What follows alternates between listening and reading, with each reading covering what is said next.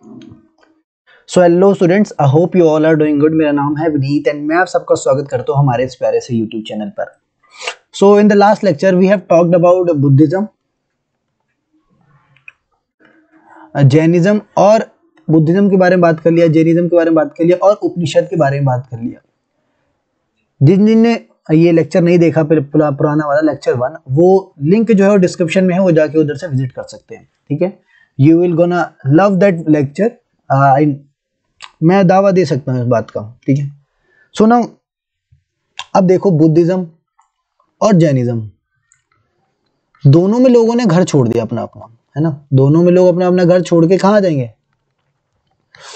Enlightenment की तलाश में, ज्ञान की तलाश में बाहर आएंगे, है ना। तो हमने अभी तक क्या पढ़ा कि बुद्धिज्म में एक व्यक्ति थे जिनका नाम था सिद्धार्थ, फिर वो बाद में जाके बुद्धा के नाम से हम उनको जानते हैं। ठीक है, और देन यहाँ पे आते 24th तीर्थंकर जिनका नाम था वर्धमान महावीरा।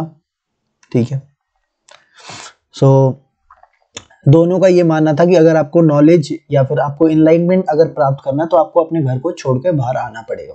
ठीक है, मतलब इनका अगर देखा जाए तो इनका जो कंक्लूड करो इनकी बातों को, तो इनका मानना था कि आप जितने भी कंफर्ट में भी रह रहे हो ना, उनसे बाहर निकलना पड़ेगा अगर आपको इनलाइटमेंट चाहिए, आपको अगर ज्ञान चाहिए। ठीक है, सो अब हमारे पास आता है संघा।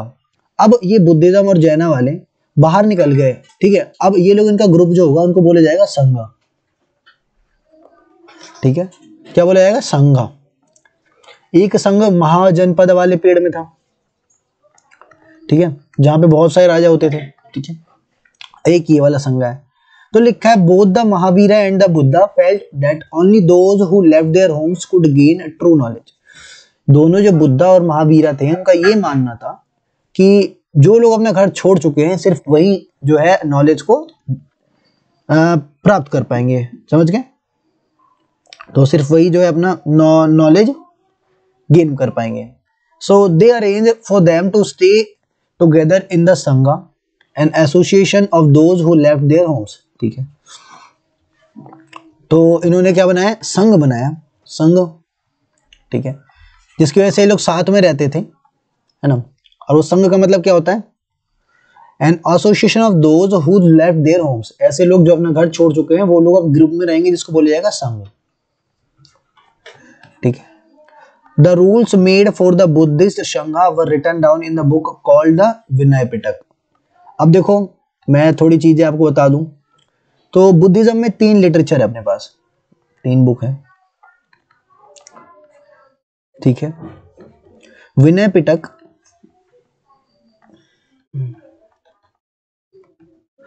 अभिधम्म पिटक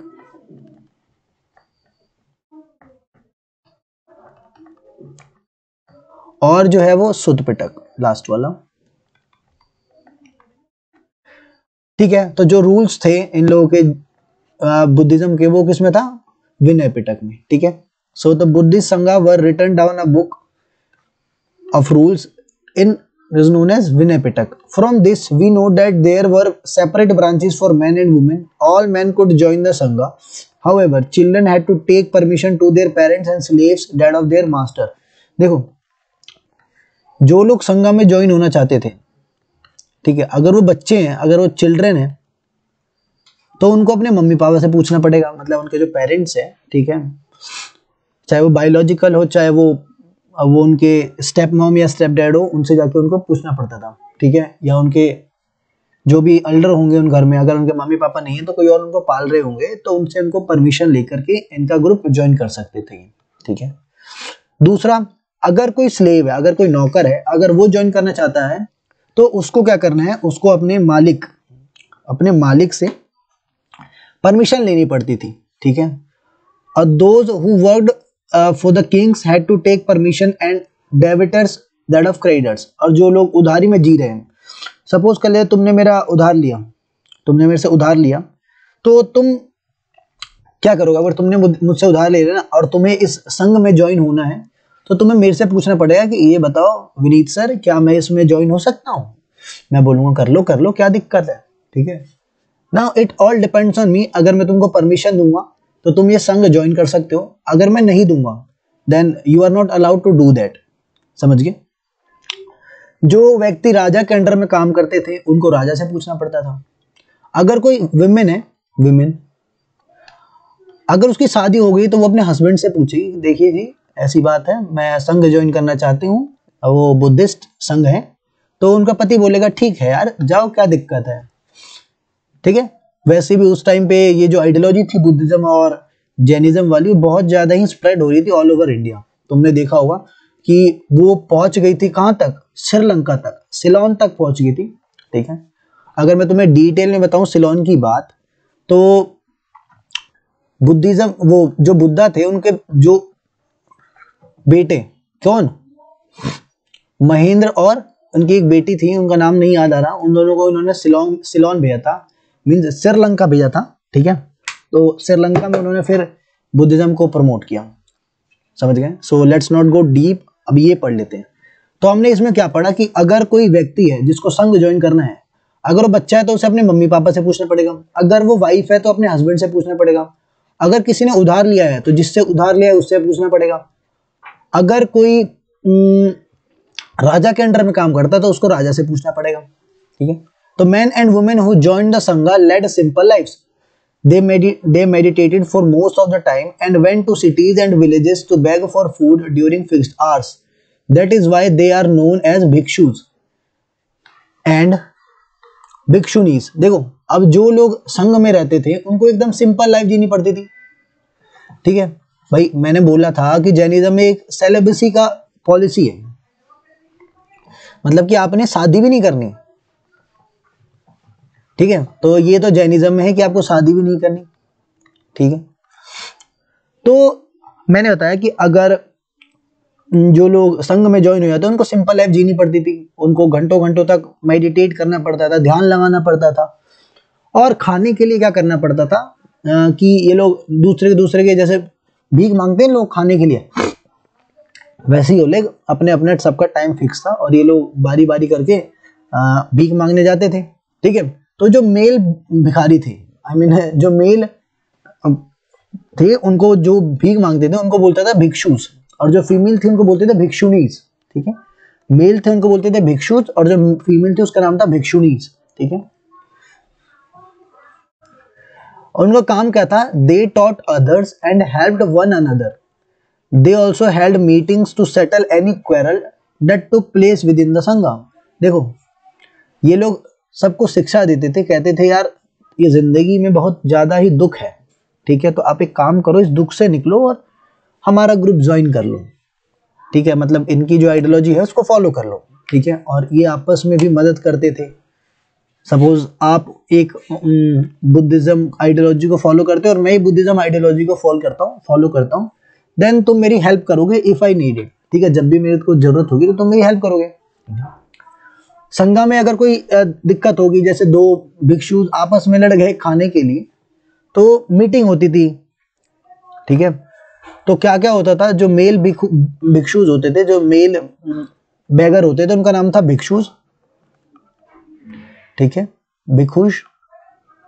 और जो फीमेल होती थी उनका नाम था भिक्षुनीस, भिक्षुनीश, ठीक है। और मैंने क्या बताया कि अगर इनमें कोई लड़ाई होती थी तो ये लोग मीटिंग भी करते थे, और इनका काम क्या था, टीच, मतलब कि जो लोगों को नहीं पता उनको ज्ञान देना। Those who joined the संघा include Brahmins, Kshatriyas, merchants, laborers, barbers, courtesans and slaves. देखो इसमें कोई भी ज्वाइन हो सकता था, मतलब ये जो संघा था बुद्धिज्म वाले, बुद्धिज्म का जो संघ है उसमें कोई भी व्यक्ति आके ज्वाइन हो सकता था, चाहे वो ब्राह्मण हो, चाहे क्षत्रिय हो, चाहे शूद्र हो, चाहे वैश्य हो, चाहे कोई व्यापारी हो, चाहे कोई एकदम छोटी जाति का ही क्यों ना हो, कोई भी आके ज्वाइन कर सकता था, ठीक है। एग्जाम्पल देता हूं, आपने नाम सुना होगा अशोका द ग्रेट, ठीक है, उन्होंने भी बुद्धिज्म को अपनाया था। Many of them wrote down the teaching of Buddha. Some of them also composed beautiful poems describing their life in the Sangha. लोग जो भी हमारे बुद्ध, जो लॉर्ड बुद्ध है, उनकी जो भी टीचिंग होती थी, बहुत सारे लोग उसको लिख लेते थे कॉपी में, जैसे नोट्स बनाते हो ना। और कुछ जो लोग होते थे वो अपना लाइफ को डिस्क्राइब करते थे कि यार देखो आज ये हुआ। कुछ लोग स्टोरीज में लिखते थे, कुछ पोएम कंपोज करते थे, है ना।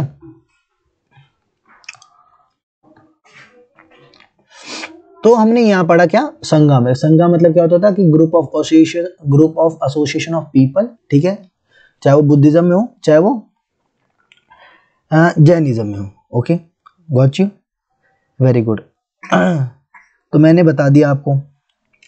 और क्या था कि जो मेल बैगर थे उनका वो भिक्षुज होते थे, जो फीमेल होती थी वो भिक्षुणीज होती थी, है ना। अपनी जो भी लड़ाई होती थी उसके लिए मीटिंग करते थे, और जो टीचिंग होती थी बुद्धा की उसको राइट डाउन करते थे कॉपी में। अब आ गया viharas. To begin with both Jain and Buddhist monks went from place to place throughout the year teaching people. The only time they stayed in one place was during the rainy season when it was very difficult to travel. देखो जैना और जो Buddhist monk थे वो एक जगह से दूसरी जगह लोगों को जाते थे टीच करने के लिए, मैंने बताया था, ठीक है। वो सिर्फ एक जगह पर, अगर वो देखो फिर पूरा पेरेनियल टाइम मतलब 12 के 12 महीने वो तो घूम नहीं सकते, ठीक है। तो वो क्या करते थे, जब मॉनसून आता था तो उनको रेस्ट लेना पड़ेगा। अब भाई रेस्ट लिया है, वेल एंड गुड, रेस्ट ले लिया, रेस्ट कहाँ करेंगे, है ना। तो आओ जरा। Then their supporters built temporary shelters for them in gardens or they lived in natural caves in hilly areas. अब मैंने बोला था कि जो लोग उनको सपोर्ट नहीं कर पाते थे वो लोग क्या करते थे, इनके लिए मतलब पीछे से वो नहीं होता कि मनी प्लांट है तो मनी प्लांट खुद नहीं खड़े हो सकता तो उसके लिए सपोर्ट दिया जाता है। तो जो लोग इनके साथ जुड़ नहीं पाते थे वो तो पीछे से सपोर्ट करते थे इनको। तो ये लोग क्या करते थे, इनके लिए टेम्पररी शेल्टर बना दिया, चाहे वो गार्डन हो गया, ठीक है, या लोग नेचुरल केव्स में भी रहते थे, जैसे ये देखो ये केव है, ठीक है। तो as time went on many supporters of bhikshus and bhikshunis and they themselves felt the need for more permanent shelters and so monasteries were built, ठीक है। अब लोगों ने देखा, ठीक है, कि यार इन लोगों को ना, मतलब अब ये लोग एक जगह से दूसरी जगह घूमते हैं, ठीक है, लोग सपोर्ट करते थे जो भिक्षु और भिक्षुणीज थी, और उन्होंने खुद भी फील किया कि इनके लिए एक परमानेंट शेल्टर होना चाहिए। अब जैसे हमारे पास घर है, ठीक है, तो इनके पास भी घर होना चाहिए। तो उन्होंने इस घर का नाम क्या दिया, विहारास, ठीक है। The earliest viharas were made of wood and then of bricks. सबसे पहले बनते थे वो लकड़ी के थे, फिर बाद में ये लोग धीरे धीरे ईंट के बनाने लगे। Some were even in caves that were dug out in hills especially in western India very often. देखो कुछ तो लोग गुफा में ही घर बनाए थे इनके लिए परमानेंट, और ये ज्यादातर देखा गया है वेस्ट इंडिया में, मतलब कि देखा जाए तो इधर गुजरात वाले रीजन में, ठीक है। The land on which the vihara was built was donated by a rich merchant or land owner or the king. The local people came with the gifts of food clothing and medicine for the bhikshus and bhikshunis. अब जिस land पे ये विहारास बनी हुई इनके permanent shelter, ठीक है, वो कौन इनको डोनेट करता था, वो होते थे रिच मर्चेंट्स, जो अमीर व्यापारी होते हैं ना, वो लोग क्या करते थे, ये विहारास बनाने के लिए जमीन है उनको दे देते थे, जो भी बना रहा है उसको लैंड डोनेट कर दिया कि लीजिए सर आप अगर कुछ अच्छा काम कर रहे तो and then I will be with you, और मैं आपको दे देता हूँ ये जमीन। तो जब ये लोग स्टे करते थे विहारास में तो बहुत सारे लोग आते थे गिफ्ट लेके, ठीक है। अब हमारे में भी देख लो हिंदुज्म में, अगर मान लेते हैं कोई हमारे बहुत बड़े साधु महात्मा आ गए, ठीक है, देन वी विल क्या we will show our devotion उनके प्रति, जो हमारी भक्ति है उसको हम कैसे दिखाएंगे, गिफ्ट देंगे, ठीक है। कुछ लोग पेंटिंग देते हैं, कुछ फूल देते हैं, कुछ कपड़े देते हैं, ठीक है। तो it all depends on you कि आप कैसे मानते हो और कितना बड़ा आप गिफ्ट दे सकते हो, ठीक है। In return they taught the people over the centuries Buddhism spread to many parts of the subcontinent and beyond. अब जो लोग गिफ्ट देते थे उसके बदले में क्या करते थे लोग, ये लोग लोगों को ज्ञान देते थे, ठीक है, लोगों को टीच करते थे। और ऐसा नहीं है, मैंने बोला ना इसमें लिखा हुआ भी है कि ये जो सब कॉन्टिनेंट में तो हर जगह फैला ही फैला, उसके बियॉन्ड भी फैला, सिलोन तक गया। A new form of Buddhism known as Mahayana Buddhism, Mahayana. अब टाइम बीतना गया, ठीक है, उसके बाद अब नया टाइप का बुद्धिज्म का ही बंटवारा हो गया, ठीक है। तो नया टाइप का बुद्धिज्म आया जिसका नाम था Mahayana. These had two distinct features. इसके दो अलग अलग फीचर थे। The Buddha's presence was shown in sculpture by using certain signs. अब इनका तो ये मानना था ना कि कोई बुद्धा नहीं होता, लेकिन एक व्यक्ति जो मेडिटेट कर रहा है, ठीक है, वो किसी चीज का सामने तो करेगा।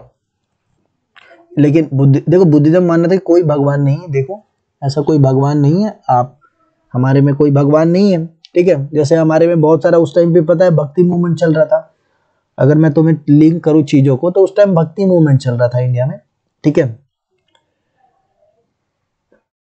ये 8th सेंचुरी की बात करो, और जो इमरजेंस हुआ वो तो बहुत बाद में हुआ, और ये चीजें भी बहुत बाद की है, ठीक है। तो इन्होंने भी देखा क्या कि अब अपने को भी मूर्ति पूजा करनी पड़ेगी, तो इन्होंने क्या बनाया, स्कल्पचर, मूर्तियां बनानी चालू कर दी बुद्धा की, ठीक है, और उसके सामने मेडिटेट करने लगे। बुद्धा's presence was shown in sculpture by using certain figures, signs. For instance, this attainment of enlightenment was shown in sculptures of the people tree. और मोस्ट ऑफ द लोग क्या बनाते थे कि भाई पीपल ट्री है, उसको हमने क्या मान लिया कि यहीं पे बुद्धा, यहीं हमारा ये बोध गया वाला पेड़ है, और लोगों को एनलाइटमेंट जो है ना यही मिली है, ठीक है, बुद्धा को एनलाइटमेंट यही मिली है, तो हम भी इसकी फोटो बना के इसके सामने ही मेडिटेशन करेंगे तो हमें भी एनलाइटमेंट मिल जाएगी, ऐसा लोगों का मानना था। Now statues of Buddhas were made, many of these were made in Mathura while others were in Taxila. देखो बहुत सारी जो स्टैचूज बनी मिली है बुद्धा की, देखो बहुत सारी तो मथुरा मिली है और तक्षशिला में भी मिली है, तक्षशिला और मथुरा में हमें क्या मिली है, statues. The second change in the belief of bodhisattvas, क्या था, the second change was a belief in bodhisattvas, क्या था ये, तो these were suppose to be person who had, तो ये ऐसे लोग होते थे, माना जाता था कि इनके पास क्या था, हु हैड अटेन्ड इनलाइटमेंट। तो बोधिसत्वास कौन होते थे, माना जाता था कि जो ये लोग हैं इन्होंने इनलाइटमेंट प्राप्त कर लिया भाई साहब, अब ये लोग ज्ञानी बन चुके हैं। Once they attained enlightenment, they could live in complete isolation and meditate in peace. However, instead of doing that, they remained in the world to teach and help other people. अब मानना जाता था कि जिन लोगों ने एनलाइटमेंट प्राप्त कर ली, ठीक है, अब वो लोग आइसोलेट हो जाएंगे, मतलब दुनिया से वो नहीं तो गायब हो जाएंगे करके, ठीक है, और वो लोग सिर्फ मेडिटेट करेंगे, वो भी शांत जगह पे। फिर भी ये लोग क्या करते थे, ऐसा नहीं करके लोगों के पास जाते थे, ज्ञान देते थे। The worship of Bodhisattvas became very popular and spread throughout the Central Asia, China and later to Korea and Japan. तुम देखोगे तो ये जो बोधिसत्वास है, ठीक है, इनकी जो पूजा है, जो लोग बोधिसत्वास मतलब क्या होते हैं, जो लोगों ने एनलाइटमेंट पा ली है, तो इन लोग कहाँ कहाँ गए, Central Asia, China, later Korea और फिर जापान में भी जाकर उन्होंने क्या किया, टीचिंग दी अपनी, ठीक है, जैसे मैं आपको पढ़ा रहा हूँ वो भी ज्ञान देते थे।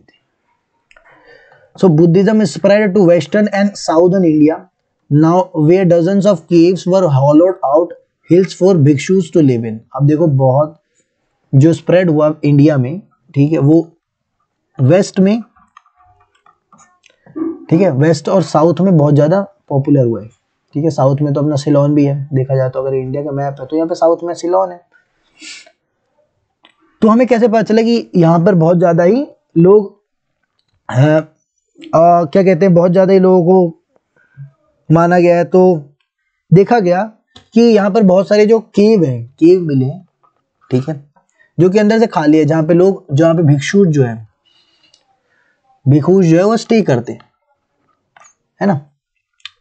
Buddhism also spread south eastward to Sri Lanka, Myanmar, Thailand and other parts of South East Asia including Indonesia. अब मैंने क्या बोला, श्रीलंका तक गया, म्यांमार गया, थाईलैंड गया, साउथ ईस्ट एशिया गया इंक्लूडिंग इंडोनेशिया, इंडोनेशिया तक बुद्धिज्म का प्रचार हो गया, देख लो।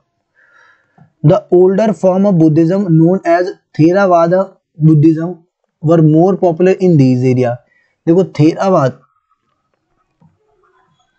थेरावाद बुद्धिज्म जो है वो कहां तक पॉपुलर हुआ, Sri Lanka, Myanmar, Thailand, south East Asia, Indonesia, यहाँ पे जो थेरावाद, ठीक है, वो बुद्धिज्म बहुत ज्यादा स्प्रेड हुआ, ठीक है। अब अपने को ऊपर देखो तो एक बॉक्स दिखेगा, ठीक है, तो ऊपर में जाओ, ठीक है, तो ये देखो एक इसके ऊपर भी होगा आई गेस, ठीक है, नहीं है। तो देखो ये जो साउथ ईस्ट एशिया और ये साउथ ईस्ट एशिया इंडोनेशिया तक जो फैला, ठीक है, ये तो फैला ही फैला, कोई दिक्कत नहीं है। तो वहां पे जो बुद्धिज्म फैला वो था थेरावाद, ठीक है। बहुत सारे टाइप के बुद्धिज्म होते हैं, जैसे अपने बहुत सारे कास्ट होते हैं, इनमें बुद्धिज्म के बहुत टाइप है, समझ गए, एक नहीं है कि सिर्फ थेरावाद है। इससे पहले हमने क्या देखा कि एक जो बुद्धिज्म आइडिया निकला जिसका नाम मैं आपको बता देता हूँ, शायद इसमें नहीं लिखा, देखो महायान बुद्धिज्म मैंने बताया था, महायान बुद्धिज्म, ठीक है, वो भी एक टाइप है इनका। तो बुद्धिस्ट टेक्स्ट टेल अस, अब बुद्धिस्ट जो टेक्स्ट है वो हमें क्या बताते हैं, just as the waters of rivers lose their names and separates when they flow into mighty ocean, so are varna and ranks and family forgotten when the followers of Buddha join the order of monk। इनका मतलब क्या है जैसे इन्होंने इसमें लिखा हुआ है कि जैसे एक जो समुद्र बोला हूं, जैसे एक नदी का पानी बड़े से ओशन में मिलकर अपनी पहचान खो देती है, ठीक है, जैसे कि वर्णा में बहुत सारी रैंक्स है, जैसे क्षत्रिय ब्राह्मण वैश्य और शूद्र, सॉरी अगर मैं रैंक करूँ फ्रॉम 1 to बॉटम, तो ब्राह्मण क्षत्रिय वैश्य और शूद्र, जब ये लोग बुद्धा में जाते हैं तो ये जो ऑर्डर है इनका जो रैंक है, ठीक है, वो सब भूल कर क्या बन जाते हैं, ये मॉन्क बन जाते हैं, ठीक है, ये क्या बन जाते हैं, संघा का एक पार्ट बन जाते हैं। स्टेजेस ऑफ लाइफ, अब जीवन के कितने स्टेज होते हैं, ashrama means a stage of life, आश्रम का मतलब ही क्या होता है, stage of life. 4 ashrams were recognise, brahmacharya, ये हमारे उपनिषद में लिखा है, ये हमारे उपनिषद का पार्ट है, बता देता हूं। तो 4 स्टेज है हमारे, तो एक ब्रह्मचार्य, गृहस्थ, ठीक है, वनप्रस्थ और समन्यास। देखो ब्राह्मण, क्षत्रियज और Vaishnava were accepted to lead simple life and study the Vedas during the early years of their life. देखो ब्रह्मचार्य का मतलब क्या होता है कि जितने ब्रह्मा, चाहे वो ब्राह्मण हो, चाहे वो वैश्य हो, चाहे वो क्षत्रिय हो, उनको एकदम सिंपल लाइफ जीना पड़ता था, ठीक है, अपने जीवन के कुछ दिनों तक, मतलब कि 25 ईयर्स तक, ठीक है, और उनको वेदा पढ़नी पड़ती थी, मतलब कि 25 साल तक नॉर्मल लाइफ में देखो तो आप पढ़ाई करो, ठीक है, उसके बाद आप शादी कर लो, हाउस होल्ड संभालो, तो they had and then they had to marry and lives as a householder, गृहस्थ की तरफ रहो, ठीक है, हाउस होल्डर बन जाओ, मैरी कर लो किसी से। Then they had to live in the forest, अब जब फिर आता है वनप्रस्थ, वनप्रस्थ में क्या है कि अब आपने अपने जीवन के सारे जो काम है वो आपने कर लिए हैं, अब आप कहाँ चल जाओ, जंगल में। जो लास्ट आता है कि आपको संन्यास लेना है, ठीक है, समन्यासिन, ठीक है, तो they had to give up everything and become sannyasi. The system of asanas followed a person spend some part of their lives in meditation. In what way the system of ashrams different from the life in the sangha? अब एक question दे रखा है कि संघा में और आश्रम में ऐसा क्या डिफरेंस था। तो देखो वो लोग एक जगह से दूसरी जगह जाके टीच करते थे, हम लोग टीच नहीं करते थे। ब्रह्मचार्य में अपने को क्या करना है, लर्न करना है, सीखना है। फिर क्या आता है, गृहस्थी, मैरी करना है इसके अंदर। वनप्रस्थ मतलब क्या क्या करना है, फॉरेस्ट में चले जाओ, मेडिटेट करो एकदम मस्त। उसके बाद आ गया समन्यासी, मतलब सन्यास ले लो, ठीक है, सन्यास ले लो, आपका जीवन काल अब खत्म हो गया, अब आप बूढ़े हो गए, जाओ सन्यासी बनो, है ना। लास्ट बॉक्स है, लास्ट बॉक्स कहता है pilgrims. Pilgrims are men and women who undertake journeys to holy places in order to offer worship. Pilgrims मतलब क्या होता है, पवित्र स्थान, ठीक है। तो men and women who undertake journeys to holy places in order to offer worship. Men और women ऐसी जगह जहाँ पे लोग, जैसे मैं हूँ, मैं अगर केदारनाथ चला गया तो वो हमारे लिए पवित्र जगह है, तो एक पिलग्रिम प्लेस है, ठीक है। The best known of these are the Chinese Buddhist pilgrims. Faxian, who came to subcontinent about 1600 years ago, Xuanzang, who came around 1400 years ago, and Aiqing, who came about 50 years after Xuanzang. They come to visit places associated with the life of Buddha as well as the famous monasteries. तो कुछ लोग दे रखे, बहुत famous है वैसे ये लोग, उन्होंने बहुत सारी किताबें लिखी है इंडियन सोसाइटी के बारे में, जो कि आप आगे पढ़ोगे। तो सबसे पहले आते हैं जुआनजांग, उससे पहले आते हैं फाजियान। फाजियान जो है वो 1600 साल पहले आते हैं, और जुआनजांग उनके 200 साल बाद, मतलब कि अगर फाजियान 1600 ईयर पहले आ रहे हैं तो जुआनजांग 1400 ईयर्स एगो आएंगे, ठीक है। और आई क्विंग जो है वो इनसे जस्ट 50 साल बाद, मतलब कि ये होंगे 1350 साल, अभी से 1450 साल पहले, ठीक है। और ये लोग क्यों आए थे, तो ये लोग बुद्धिज्म का जो मेन स्पॉट है, जैसे कि जहाँ पर जन्म हुआ बुद्धा का, जहाँ पर उन्होंने एनलाइटमेंट प्राप्त की, जहाँ पर इन्होंने पहला सरमन दिया, जहाँ पर ये बोध गया गए होंगे, जहाँ पर एनलाइटमेंट प्राप्त की, और जो फेमस मोनेस्ट्रीज है उसको विजिट करने के लिए लोग आए। Each of these pilgrims left an account of his journey. They wrote of the dangers they encountered on their travels, which often took years, of the countries and monasteries that they visited, and the books they carried back with them. अब इन लोगों ने यहाँ किताबें लिखी, मैंने बताया था ना। अब ये एक पिलग्रिम, इन्होंने ये आए जब, तो एक पिलग्रिम से दूसरे पिलग्रिम तक जाने के लिए जो कठिनाई आई इन्होंने देखा, इन्होंने लिखा भी साथ साथ, जो भी डेंजर है, जो ये ट्रेवल करते थे उस टाइम, पता है कि लोग चोर डाकू होते थे, इनको पकड़ लिए होते होंगे, ठीक है। तो इन लोगों ने सब चीजें लिखी, मतलब एक्सपीरियंस लिखा, इन शॉर्ट में कह सकता हूँ। तो इन्होंने क्या लिखा, एक एक्सपीरियंस लिखा अपना जब वो इंडिया विजिट किया इन्होंने, तो ठीक है। Nalanda a unique centre of learning, तो जुआनजांग ने कुछ लिखा है नालंदा के ऊपर। उन्होंने बोला कि बहुत सारे जो लोग हैं, बाहर से लोग हैं, वो आते थे यहाँ पर पढ़ने के लिए। तो जो क्या लिखा है, Xuanzang and other pilgrims spent time studying in Nalanda Bihar, the most famous Buddhist monastery of the period. This is how he describes it. तो नालंदा जो है, ठीक है, ये बुद्धिस्ट मोनेस्ट्री, मतलब कि लोग यहाँ पर भी आके रहते थे, नालंदा में भी आकर, अगर कोई बुद्धिस्ट आ गया तो लोग यहाँ पे भी स्टे करने देते थे। The teachers are man of the highest ability and talent. तो नालंदा आपको पता है एक विश्वविद्यालय है था, ठीक है, जो कि पाटलिपुत्र में,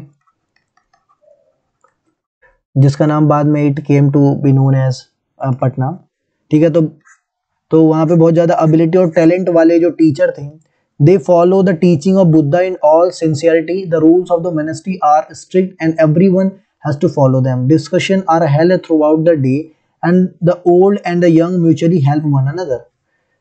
तो वहां पे क्या होता था, इन्होंने लिखा कि अब हम बुद्धिज्म के बारे में पढ़ रहे हैं, तो ये बोल रहे कि वहां पे जो बुद्धिज्म के जो रूल्स थे, ठीक है, मोनेस्ट्री के जो रूल्स थे, उसको बहुत ज्यादा ही स्ट्रिक्टली फॉलो किया जाता था। डिस्कशन होते थे थ्रू आउट द ईयर, मतलब जब भी पूरा दिन में ये लोग क्या करते थे, डिस्कशन करते थे, और जो छोटे और बड़े लोग थे वो आपस में क्या करते थे, सपोर्ट देते थे एक दूसरे को, है ना। Learned man from different cities come here to settle their doubts. अब जो बहुत सारे, मैंने बोलता ना, डिफरेंट सिटीज, अलग अलग शहरों से लोग आते थे यहाँ पे अपने डाउट्स को क्लियर करने के लिए। The gatekeeper ask new entrants difficult questions. They are allowed to enter only after they have given able to answer these. 7 और 8 out of every 10 not able to answer. अब एक चीज देखो, नालंदा में जो गेट कीपर था वो भी इतना इंटेलिजेंट था कि जब कोई बाहर से आता तो वो उनसे क्वेश्चन पूछता था। सपोज कर 10 क्वेश्चन पूछा, तो उसमें से 10 लोग आए, उनमें से 8 लोग जो है ना, वो क्वेश्चन के आंसर ही नहीं दे पाए, ठीक है। तो गेट कीपर भी नालंदा का इतना इंटेलिजेंट था, ठीक है। और ये हम नहीं कह रहे हैं, ये कौन कहते हैं, जुआनजांग कह रहे हैं अपनी बुक के अंदर, ठीक है। तो यहीं पे जो हमारा चैप्टर है वो खत्म हो गया है, और I hope you love the video. If you do so please make sure to hit like, subscribe and एक प्यारा सा कमेंट छोड़ देना। कोई गलती हो तो बता देना, कोई बात नहीं, वी विल मैनेज, ठीक है। तब तक के लिए सभी बच्चों को जय हिंद।